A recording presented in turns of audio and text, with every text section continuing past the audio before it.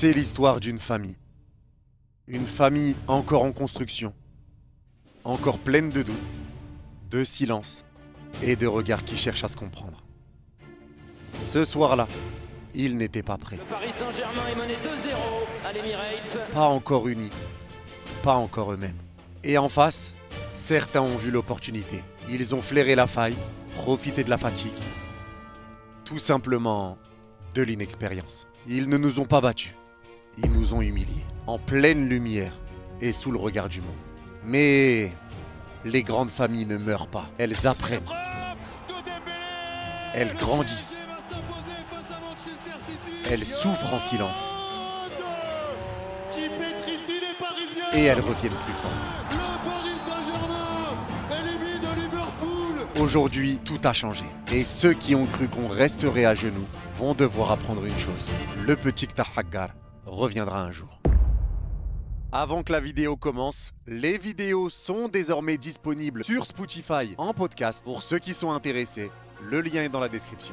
Salut les fraudes, j'espère que vous allez bien. On se retrouve pour une nouvelle vidéo. Et nouvelle vidéo avant-match du choc de la Ligue des Champions entre Arsenal et le Paris Saint-Germain. On va également parler du match entre le Barça et l'Inter Milan pour cette deuxième demi-finale de Champions League. C'est une vidéo avant-match de PSG Arsenal, mais en même temps une vidéo pronostic des demi-finales de Champions League. On va donc parler forcément d'Arsenal, de leur état de forme actuel, de leurs points forts, de leurs faiblesses, de ce qu'il faudra faire pour essayer de les éliminer. Et bien sûr, on parlera du Paris Saint-Germain. Je vais vous expliquer pourquoi j'y crois, la composition que j'aimerais voir, mon pronostic, la manière dont il faudra jouer pour essayer de battre Arsenal. Bref, une vidéo avant match comme d'habitude. Je précise que demain sortira une vidéo également avec mon frérot Stan. Une vidéo un peu dans un style podcast comme ça a été le cas pour la vidéo avant match pour le Classico entre le Barça et le Real. Donc Stan ma canaille,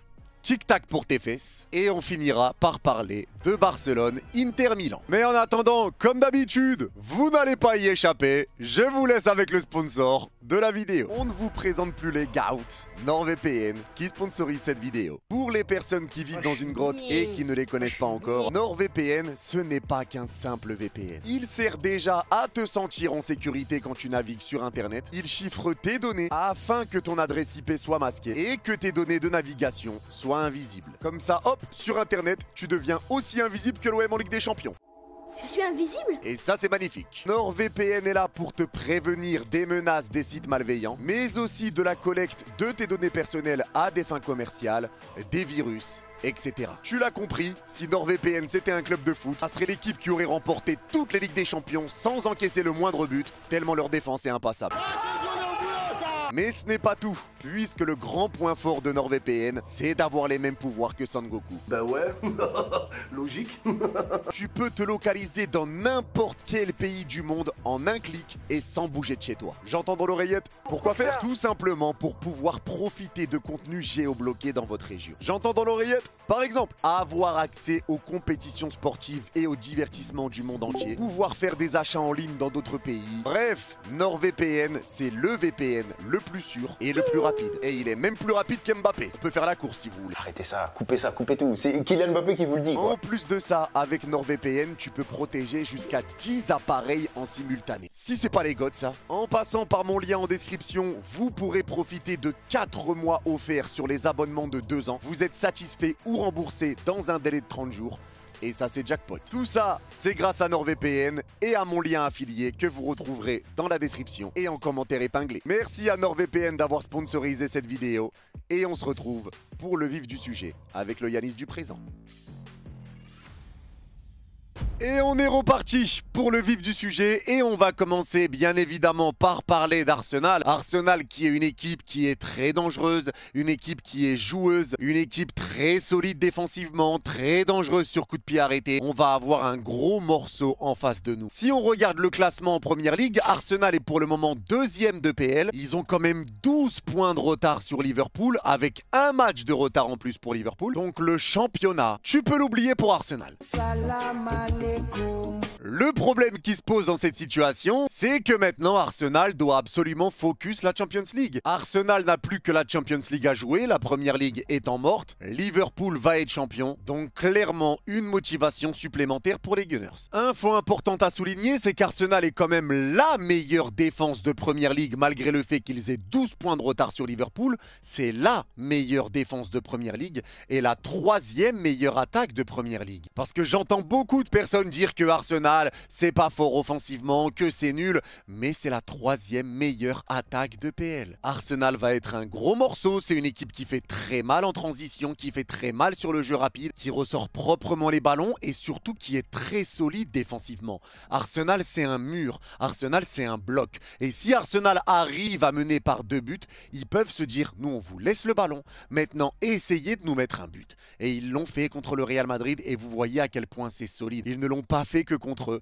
mais quand Arsenal finalement refuse de jouer et veut laisser le ballon à l'adversaire, ils savent gérer défensivement parce que tout le monde fait les efforts pour tout le monde. C'est une équipe très collective où le plus important dans l'équipe, c'est le côté défensif. Tu dois rester vraiment solide et offensivement réussir à trouver la faille. Mais c'est une équipe qui se place intelligemment, qui défend intelligemment, où tout le monde est concerné. C'est vraiment un groupe qui évolue parfaitement sous Arteta. Je rappelle aussi que ce match aller aura lieu à l'Emirates. L'Emirates qui est un stade sur lequel on est venu jouer au mois d'octobre, un stade dans lequel on a perdu 2-0 et je vais pas revenir du tout sur ce match. Ceux que ça intéresse, la vidéo est ici. Clique, ça marche pas? Eh ben cherche. Si on reprend le parcours d'Arsenal en Ligue des Champions maintenant, Arsenal a commencé par un déplacement à Bergame où ils ont fait 0-0. Ça enchaîne avec le match contre le PSG, victoire 2-0 d'Arsenal.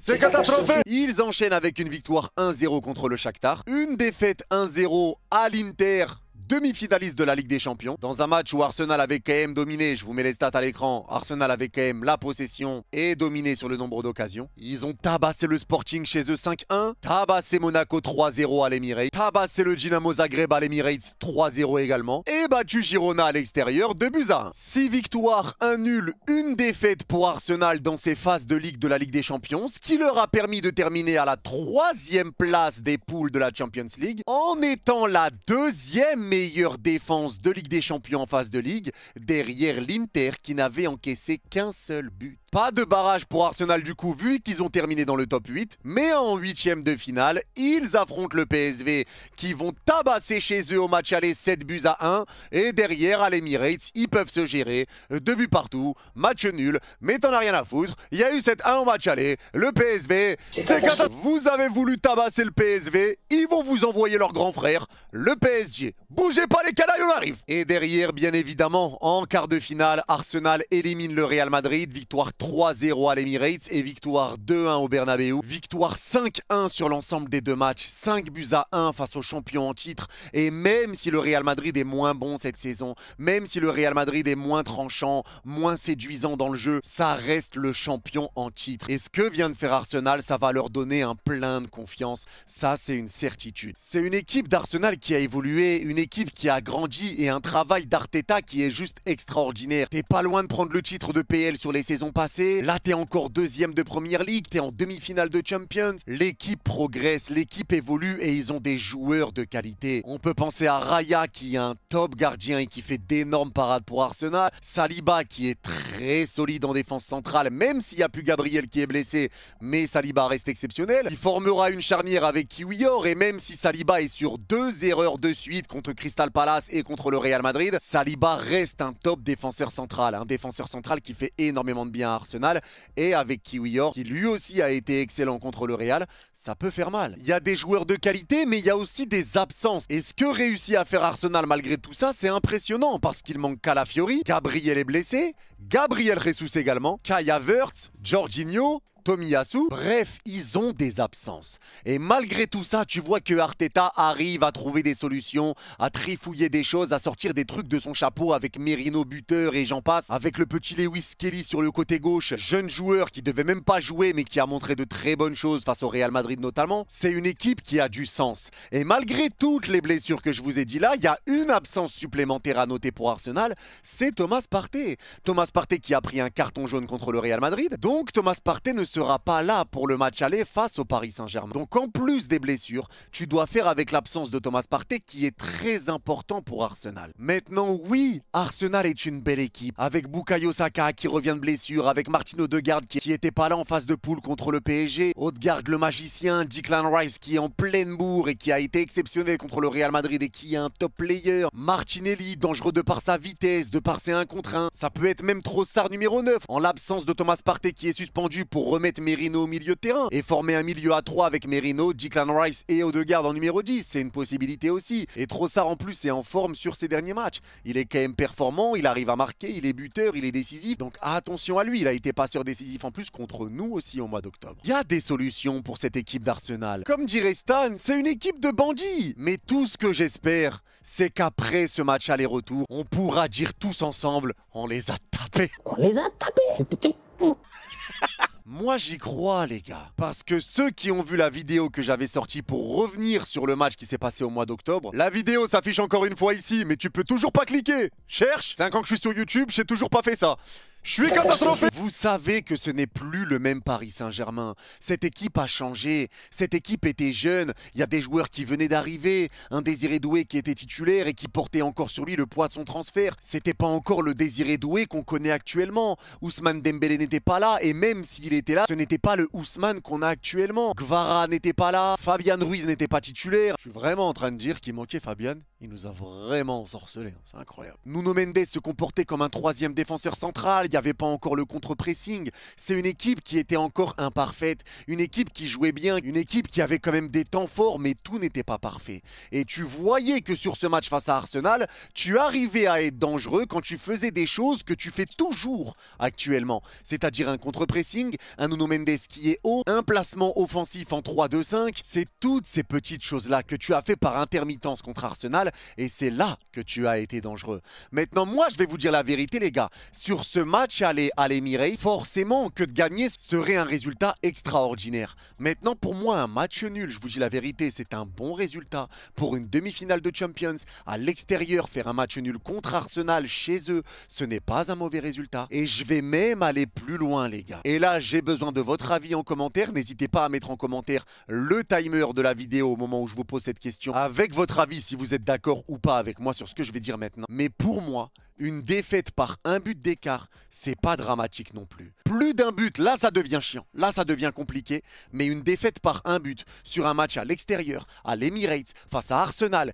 qui est invaincu depuis 11 matchs, toutes compétitions confondues, avant un match retour au Parc des Princes, pour moi, c'est pas dramatique. Maintenant, ne modifiez pas mes propos. Et je ne suis pas en train de dire qu'une défaite serait un bon résultat ou autre. Ce que je suis en train de dire, c'est que j'ai confiance derrière notre équipe, avec un but de retard, pour faire la différence au Parc des Princes. Maintenant, bien évidemment, que l'objectif, ça va être de gagner et que je ne vois pas perdre le PSG à l'Emirates. Maintenant, tout peut arriver. Il faut quand même se préparer à toutes les éventualités. Et pour moi, clairement, une victoire serait une merveille, un match nul serait un bon résultat et une défaite par un but d'écart, ce n'est pas un drame, ce n'est pas insurmontable. À partir de 2 buts d'écart, là par contre c'est problématique. Mais pour moi, voilà ce que je pense par rapport à ça. Alors dites-moi en commentaire si vous êtes d'accord ou pas. Mais maintenant, moi ce que j'ai hâte de voir et ce que j'ai hâte de savoir, c'est comment Arsenal va se comporter pour nous affronter. Parce que si Arsenal décide de rester un petit peu en bloc bas, c'est qu'ils vont laisser le ballon au Paris Saint-Germain et qu'ils vont essayer de procéder en contre, mais que nous, on sera dans leur moitié de terrain et on sera à l'aise pour le contre-pressing et ça va être dur pour eux de respirer. Et s'ils essayent de jouer au ballon en essayant de rester haut, mais là, ils vont laisser de l'espace dans leur dos. Et si tu laisses de l'espace dans ton dos, tu l'as vu contre toutes les équipes qui ont laissé de l'espace dans leur dos, depuis que le PSG a trouvé cette confiance, on a fait mal. Regardez contre Aston Villa, les joueurs qui passaient tous à l'offensive, tu récupères la balle, tu ressors en 2-3 passes et tu pars en contre-attaque tout seul avec Bradley, Ousmane ou autre, tu pars dans des contre-attaques. Donc là, la question va être de savoir comment va se comporter Arsenal. Parce que s'ils essayent de jouer haut, ils peuvent laisser énormément d'espace dans leur dos et ils savent que le PSG peut faire très mal sur les phases de transition. Et c'est ça qui est bien, c'est que si Arsenal joue haut, on peut repartir en transition rapide et leur faire très mal, même si, attention, Arsenal est une équipe qui se replace très vite défensivement. Et s'ils jouent bloc bas, on va pouvoir mettre en place notre contre-pressing, récupérer les ballons, mais on peut s'exposer sur certaines phases, nous aussi, à ce que le ballon parte dans notre dos. Et Arsenal est également très solide en transition, et nous, défensivement, c'est pas encore l'assurance touriste. Mais c'est pour ça que je vous dis que dans ce match-là, pour moi, ça va être assez équitable. Arsenal, pour moi, est une défense plus solide que celle du Paris Saint-Germain, et ça, c'est un fait. Mais offensivement, le PSG est une attaque plus dangereuse que celle d'Arsenal. Donc la question va être de savoir quelle équipe va réussir à faire craquer l'équipe adverse sur ses points forts ou sur ses points faibles. Donc qui de la défense d'Arsenal qui est extraordinaire ou de l'attaque du Paris Saint-Germain qui est extraordinaire également va réussir à faire chuter l'autre, à faire craquer l'autre. Est-ce qu'Arsenal a différentes cordes à son arc pour s'adapter aux différents points forts du PSG? Parce qu'on sait qu'on a des points faibles. Comme je vous l'ai dit, la défense. Et quand tu as des joueurs comme Martinelli, comme Bukayo Saka, comme Trossard, des joueurs comme Declan Rice qui sont capables de mettre des passes extraordinaires, comme Odegaard également qui porte la balle et capable de mettre des sacrés caviars. Attention à ça. Et également attention aux coups de pied arrêtés. Parce que les coups de pied arrêtés, si on prend encore des buts sur coups de pied arrêtés contre Arsenal, moi c'est le football que je vais arrêter de regarder. C'est le football. Parce que vraiment sur coups de pied arrêtés, on est catastrophé. Et j'en ai marre de dire qu'on est catastrophé. C'est trop les gars. Corner, c'est catastrophé. Coup franc, c'est catastrophé. Un centre en l'air, c'est catastrophé. Un centre à terre, c'est catastrophé. Bref, c'est bon, j'arrête. Les coups de pied arrêtés, ça va être des choses à améliorer, bien évidemment. Il va falloir régler ce problème de coups de pied arrêtés. Mais pour moi, ce match-là, parce que j'entends des gens dire Arsenal, c'est une équipe qui est inoffensive offensivement, c'est une équipe qui n'est pas dangereuse. Arsenal, c'est tout l'inverse de ça. Les gars, moi, je vous le dis, pour moi, ce match-là, c'est du 50-50. C'est deux équipes qui n'ont jamais remporté la Champions League. Ça fait longtemps qu'Arsenal n'a pas connu une finale de Champions League, mais Arsenal reste une top équipe. Ça reste une top équipe de Première League et ça reste une top équipe tout court. Une équipe qui a réussi à ressortir de l'Europa League, qui a eu des saisons un petit peu compliquées, mais qui réussit à se relever grâce à un Arteta justement qui est un coach espagnol, qui est un ancien joueur du PSG. Arteta réussit à transformer cette équipe d'Arsenal. Et encore une fois, leur gros point fort, c'est la défense. Donc il va surtout falloir réussir à marquer contre eux. Parce que je pense que l'objectif d'Arsenal, c'est de n'encaisser aucun but dans ce match et réussir à partir offensivement derrière et réussir à marquer bien évidemment. Parce que là où Arsenal est très dangereux, c'est que s'ils l'emportent par exemple au match aller par 2 buts d'écart, ils vont arriver au Parc des Princes en étant en place, en bloc défensif et ça va être ultra compliqué de marquer. Donc c'est pour ça les gars, et dans cette Ligue des Champions, on le voit que les matchs allés sont quand même très importants. Il va falloir faire le taf. Il n'y a plus cette règle du but à l'extérieur. Là, c'est la première fois de la saison, à part en barrage de Champions, qu'on a ce match retour à la maison. On a eu le match retour à Anfield contre Liverpool. On a eu le match retour à Villa Park contre Aston Villa. Maintenant, on aura le match retour au Parc des Princes. Alors à nous d'arriver dans les meilleures dispositions au Parc des Princes. Et pour ça, il faudra faire un bon travail à l'Emirates. Et on est capable de le faire, ce bon travail, avec un Ousmane Dembélé, un Désiré Doué, un Bradley Barcola, un Gvara, un milieu de terrain solide avec Vitinha, Neves, Fabian. Notre équipe est capable. Et Luis Enrique est capable aussi de montrer à Arteta et à cette équipe d'Arsenal que le PSG a grandi, que le petit que Tahaggar est prêt à revenir prendre sa vengeance. Les gars, qu'on le veuille ou non, on est à 180 minutes d'une finale de Champions League. Là, il va falloir prendre les armes et se battre jusqu'au bout, ne rien lâcher. Et sur ça aussi, pour moi, c'est un point fort pour le PSG, c'est que mentalement, cette équipe ne lâche rien, parce que Luis Enrique leur a enlevé la défaite de la tête. Ce qu'on a fait contre Aston Villa, le fait de se relâcher quand tu pensais déjà être qualifié, que tout était plié, ça, c'est mort. Ça va leur servir de leçon.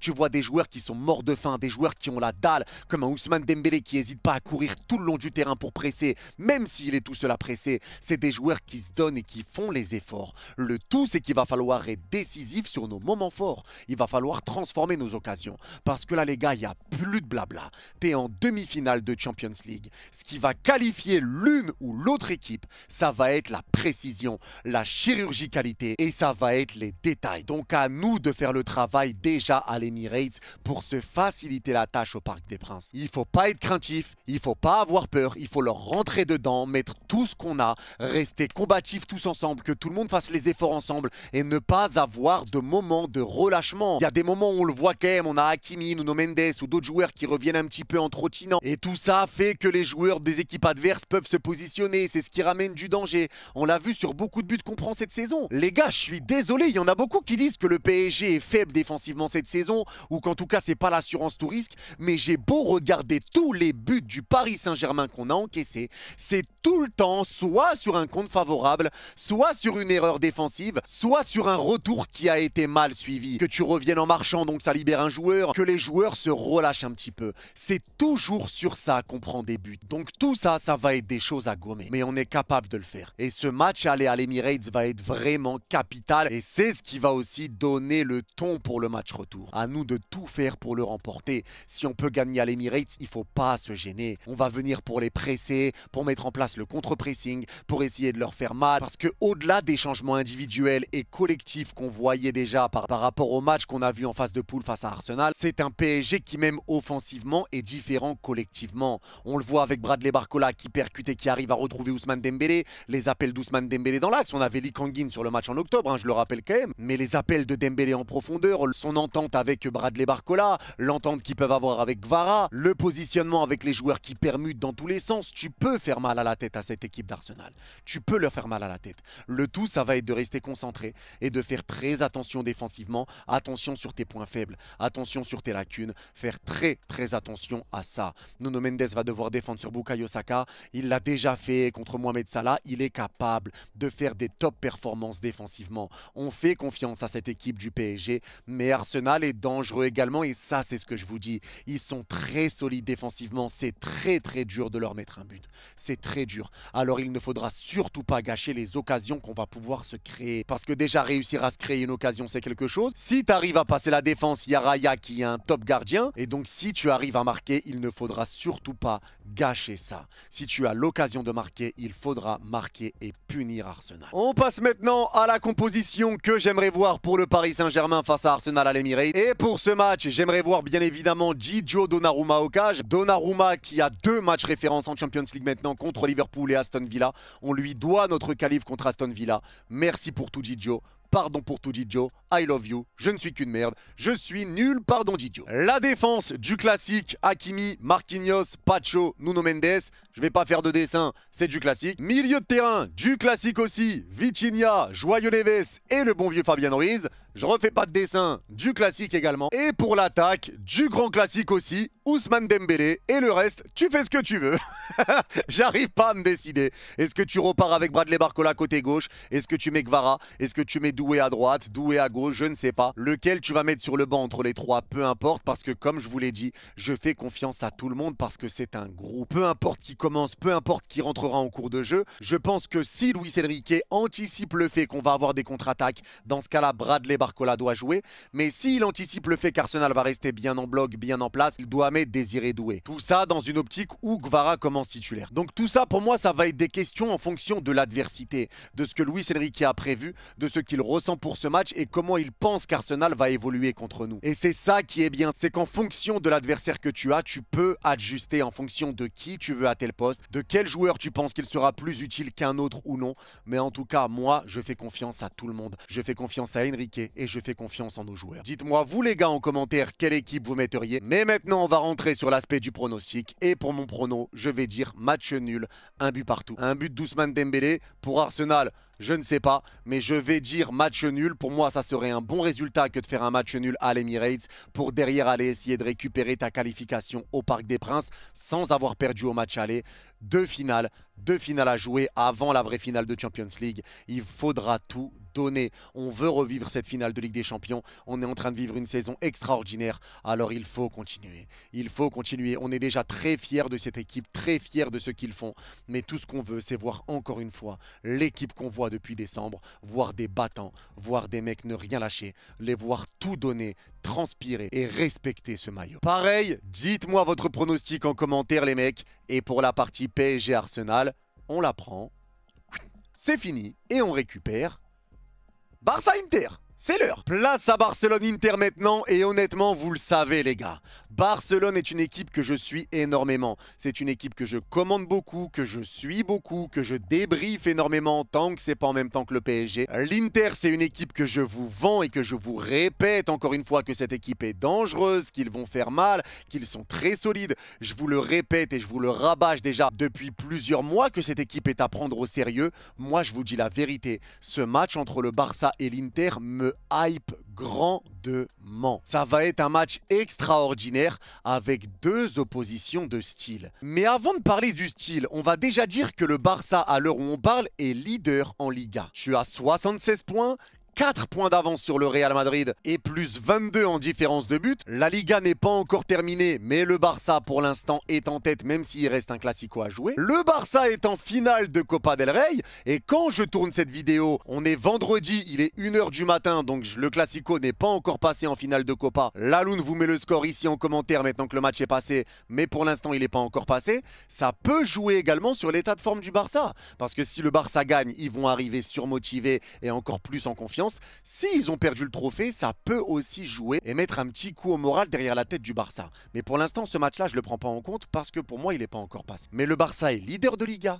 Ils sont en finale de Copa del Rey et ils sont en demi-finale de Champions League. Cette équipe barcelonaise où personne ne pariait sur eux. Une équipe barcelonaise où tout le monde leur promettait la mort parce qu'ils n'avaient pas recruté, parce qu'ils avaient perdu Joao Félix, parce qu'ils avaient perdu Cancelo et qu'ils avaient récupéré que Dani Olmo et qu'ils n'avaient pas recruté et qu'ils avaient fait monter les jeunes. Mais vous oubliez une chose les gars, ne vous moquez jamais des jeunes qui sortent de la Masia et qui prennent une place titulaire dans l'équipe première du Barça. Parce que Bernal, quand il est arrivé, monstrueux, il s'est blessé, fin de saison pour lui, joueur qui joue pas, Casado joue aussi, monstrueux. Ce Barça-là a une équipe avec le travail d'Hansi Flick qui est juste extraordinaire. Et je le répète, le Barça, je l'avais vendu et je l'avais dit déjà sur les matchs amicaux, les matchs de pré-saison où je le disais pendant les lives, les gars, vous allez peut-être me prendre pour un fou, mais la patte Hansi Flick, je la vois déjà. Ce qu'il arrive à faire avec des jeunes joueurs, parce que c'était les équipes B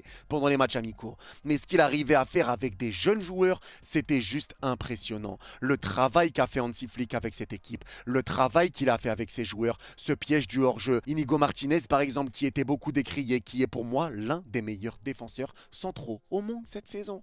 Aux côtés de Cubarsí, jeune joueur, ça parle de lui pour le Golden Boy, lui aussi top joueur à son âge. Et Cubarsí, je le dis, je le répète, on devrait en faire autant pour lui que pour Lamine Yamal. Le problème, c'est que Cubarsí, c'est un défenseur central. Mais pour moi, Cubarsí mérite autant de hype que ce que reçoit Lamine Yamal. Lamine Yamal aussi qui est extraordinaire, Pedri qui est pour moi le meilleur joueur du monde. Comme ça, c'est clair. On peut me parler de stats, on peut me parler de tout ce que vous voulez. Pour moi, le meilleur joueur du monde cette saison, c'est Pedri. C'est de la magie.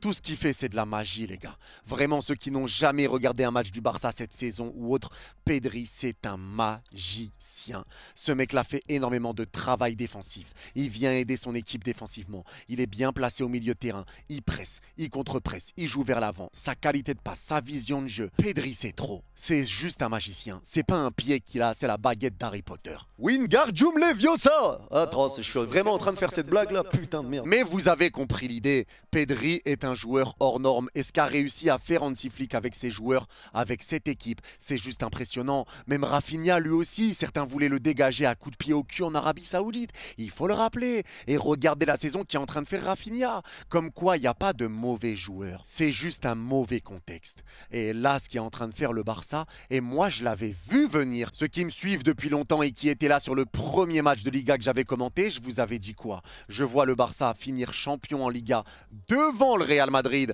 alors qu'Mbappé venait d'arriver et je voyais le Barça remporter la Champions. On me prenait pour un fou. La rediff est encore là, c'est le tout premier match de Liga que j'ai commenté où j'avais annoncé ça. Mais pour moi, c'est une réalité. Ce Barça-là est dangereux. Ce Barça-là est hors norme. Et quand tu regardes l'Inter, eux aussi sont leaders en Serie A, mais à égalité de points avec le Napoli. L'Inter a 71 points, Naples a 71 points et l'Inter est une équipe qui est très défensive, mais qui a de grands grande qualité. On n'en parle pas beaucoup, mais des joueurs comme Çalhanoğlu, c'est un joueur hors du commun. Des joueurs comme Barella, la saison que fait Barella avec l'Inter, c'est juste extraordinaire. Mais l'entente, Lautaro Martinez, Thuram, la défense, la solidité, le gardien également. Cet Inter-là, pour moi, c'est l'Atlético Madrid, mais version Super Saiyan. Pour moi, c'est vraiment l'Atlético en mieux. C'est une équipe qui défend bien, qui est bien en bloc, mais s'il récupère le ballon, les ressorties de balles, les transitions, le jeu vers l'avant, la qualité de passe des joueurs comme Barella, tout ça, le jeu dos au but de Lautaro, l'efficacité devant la cage, tout ça fait que l'Inter devient une équipe qui est dangereuse en tout point. C'est une équipe qui joue assez bas, une équipe dans un système assez défensif, mais sur le terrain, que nenni les gars. C'est une équipe qui a vraiment beaucoup de cordes à son arc, dangereuse sur beaucoup de compartiments du jeu. Ce match-là entre l'Inter et le Barça, ça va être très hypant. Maintenant, l'Inter reste quand même sur 2 défaites de suite et ça faisait 2 ans que l'Inter n'avait pas connu 2 défaites de suite. Ça faisait 2 ans. Ils ont perdu contre Bologne pour le dernier match de Serie A dans les dernières secondes, ce qui permet au Napoli de revenir à égalité de points avec l'Inter à 71 points. Et tu as perdu contre ton grand rival, le Milan AC, 3-0 en demi-finale de Coupe d'Italie. Donc là, en 2 matchs, tu peux dire au revoir peut-être à la Serie A et tu as dit au revoir à la Coupe d'Italie. Parce que je rappelle qu'en Serie A, même si l'Inter est encore leader devant le Napoli, il n'y a pas d'histoire de différence de but, de confrontation directe entre les deux équipes. Ça n'existe pas ça en Italie, monsieur. En Italie, c'est tu sors ta paire de baloches, tu la poses sur la table, parce que s'il y a égalité de points, les 2 équipes s'affrontent. Tête à tête, le gagnant, il prend le trophée. Le Royal Rumble, le match à mort, c'est effrayant. La règle est incroyable, mais tout ça pour dire que l'Inter n'est toujours pas assuré de prendre ce Scudetto. Donc l'Inter doit encore faire très attention à sa Serie A. Le Barça aussi doit faire attention, mais à moindre mesure par rapport à ce que l'Inter doit faire. Et l'Inter, comme je vous l'ai dit, reste sur 2 défaites dessus. Mais l'Inter reste une équipe très solide défensivement. C'est la meilleure défense de la Champions League. Et en phase de Ligue en Champions League, il n'avait pris qu'un but en 8 matchs. L'Inter défensivement, c'est vraiment très solide. Mais maintenant que tout ça c'est dit, il y a une phrase que j'entends beaucoup et que je n'aime pas énormément, c'est quand j'entends que l'Inter est la kryptonite du Barça. Que l'Inter, c'est tout ce que le Barça déteste. Que l'Inter, c'est le style de jeu que le Barça ne va pas aimer. Mais les gars, si vous me dites ça, que l'Inter, c'est le piège parfait pour le Barça. Pour moi, le Barça, c'est le piège parfait pour l'Inter. Et ça, j'entends très peu de personnes le dire, si ce n'est personne le dire, mais c'est important de le dire. Parce que cette équipe barcelonaise, elle est aussi dangereuse sur tous les compartiments du jeu. Et ça, tu le vois sur une équipe qui essaye de partir en transition dans ton dos, t'es hors jeu. Cours si tu veux, Kenny. Cavale, Kenny. Mais t'es hors jeu. Le but que tu vas mettre est refusé. Alors tout peut arriver sur une action, hein, mais le Barça, c'est 250 buts encaissés, 234 refusés pour hors-jeu. À un moment donné, il faut arrêter.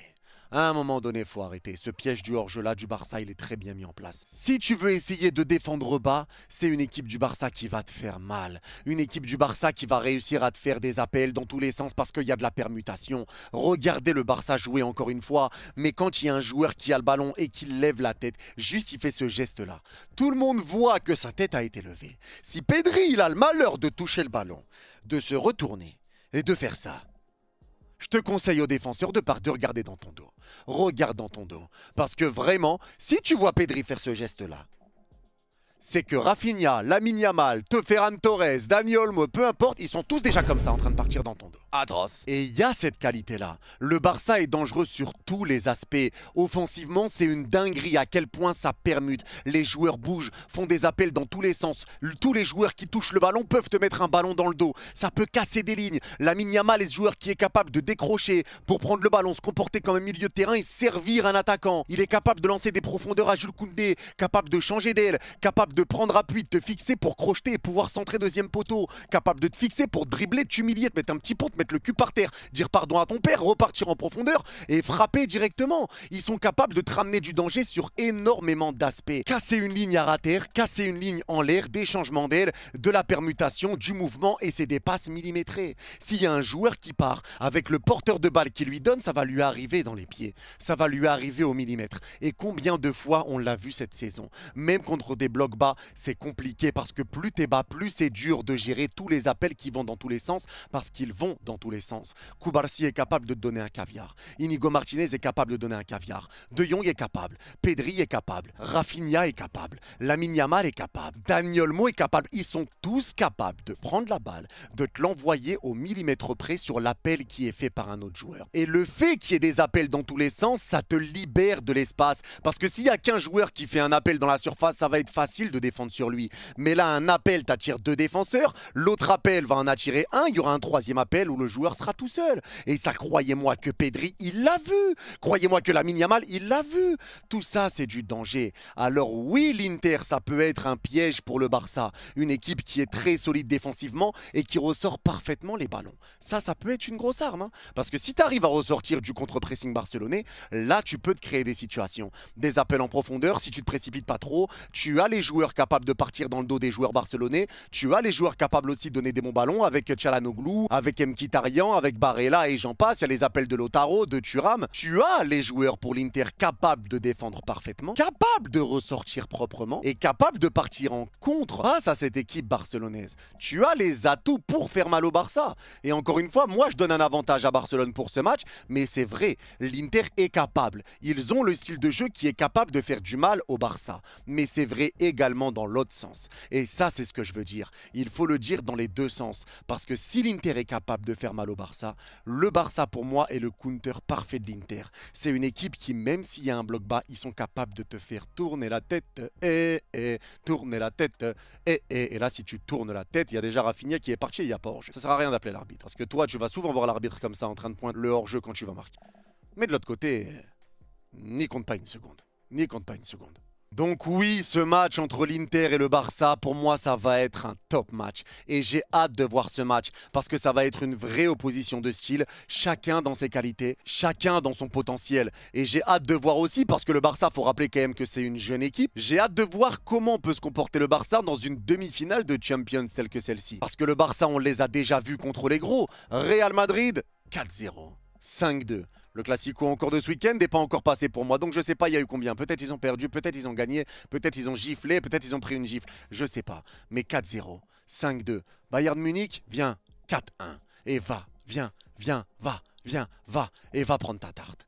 Va prendre ta tarte. Atlético, tu les tabasses. T'as perdu le match en Liga sur le match aller. Derrière, tu les sors. Tu leur fais une remontada en Liga et tu les tapes en Coupe du Roi et truc. Et vas-y, et vas-y. Le Barça a répondu présent dans les grands matchs. Et là, moi, je vous le dis, tu ne peux pas douter du Barça dans les grands matchs. Ils l'ont déjà prouvé. Alors, je suis pas en train de dire que le Barça va sortir l'Inter à 100%, mais les références, le Barça les a. Ils les ont contre les grosses équipes, toutes les grosses équipes qu'ils ont affrontées. C'est important de le dire aussi. Ils sont partis aller taper Dortmund chez eux déjà en phase de poule, là où Dortmund était invaincu depuis je ne sais combien d'années, je ne sais combien de décennies les mecs. Le Barça s'est géré et le Barça n'a qu'une défaite en 2025 et c'est une défaite sur un match retour de Ligue des Champions après avoir gagné le match aller 4-0. Et vous pouvez me dire tout ce que vous voulez. Oui, le Barça a perdu le match retour contre Dortmund, t'as vu comment ils ont joué? Ils ont gagné 4-0 l'aller.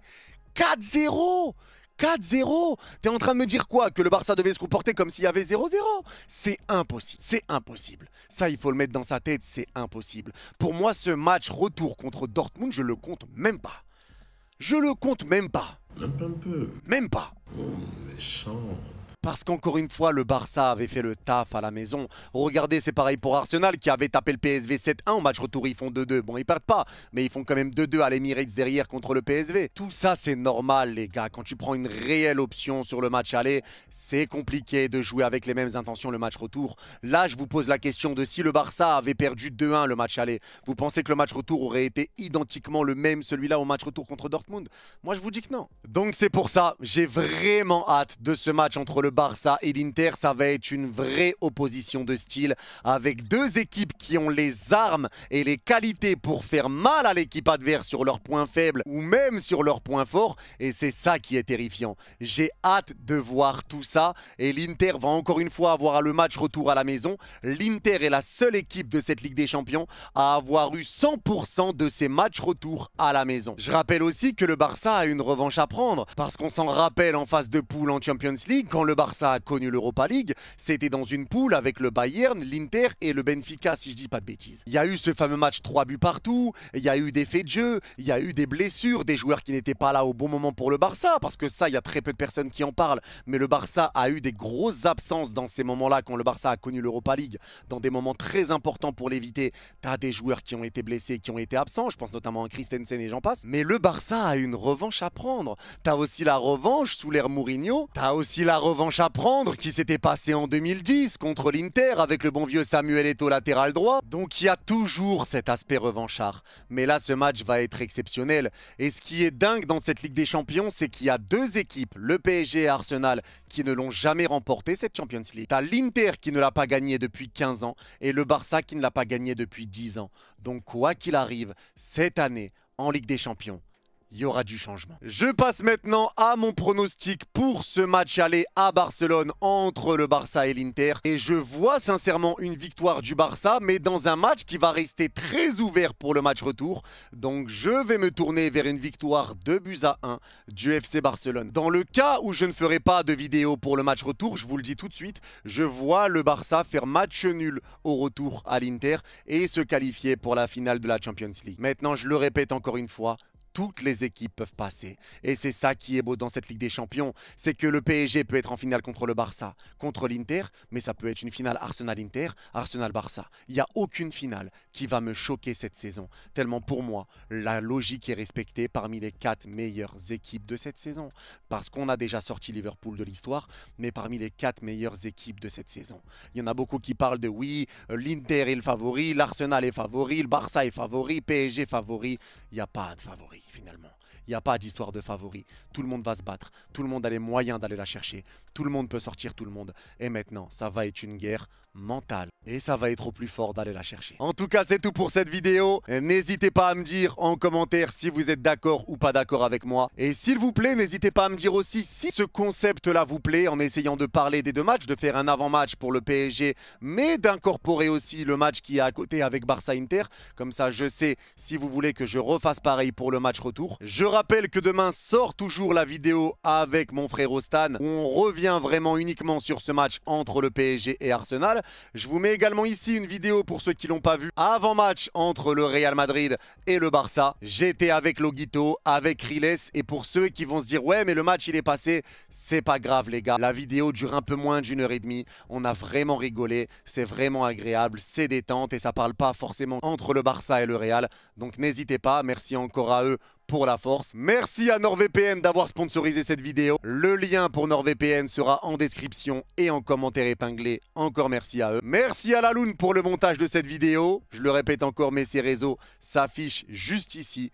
Et notre chaîne secondaire à tous les deux s'affiche ici, Hyperreplay, où on fait des choses ensemble, où il remet les réacts de Twitch, où il met des best-of, où il poste des shorts et où on tourne des vidéos uniques, par exemple sur FIFA, des duels carrière ou des concepts que j'ai envie de faire sur la chaîne secondaire. C'est une chaîne que je tiens totalement avec Laloun, c'est lui qui s'en occupe à 100%, mais c'est une chaîne où j'ai envie qu'on apparaisse ensemble, j'ai pas envie que ça soit qu'une chaîne replay.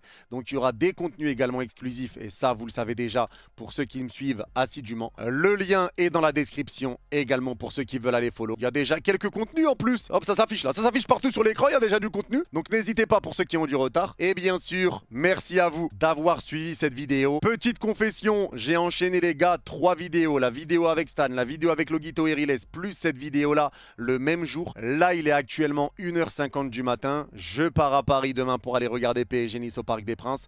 Je suis exténué, je suis KO. Mais c'était une journée vraiment kiff où j'ai beaucoup rigolé. On a passé des bêtes de moments. C'était vraiment drôle. J'espère que les vidéos vous plairont. Et pour ceux qui vont regarder cette vidéo jusqu'au bout, n'hésitez pas à mettre Laloun le GOAT en commentaire parce que moi j'ai fait les tournages. Mais Laloun doit se taper la sortie des 3 vidéos en 4 jours. C'est Laloun les gars qui est en train de faire le travail de l'ombre. C'est Laloun qui est en train de charbonner pour qu'on puisse tout sortir à temps. Donc vraiment les gars, un max de Laloun le GOAT dans les commentaires. Prenez soin de vous. Vous êtes les gars également. Baba! J'ai quand même fait un truc de fou avec Pedri et mon pied, frère. J'ai vraiment fait la blague de la baguette magique ou j'étais en bad? Tellement je suis devant l'ordi, je me rappelle plus.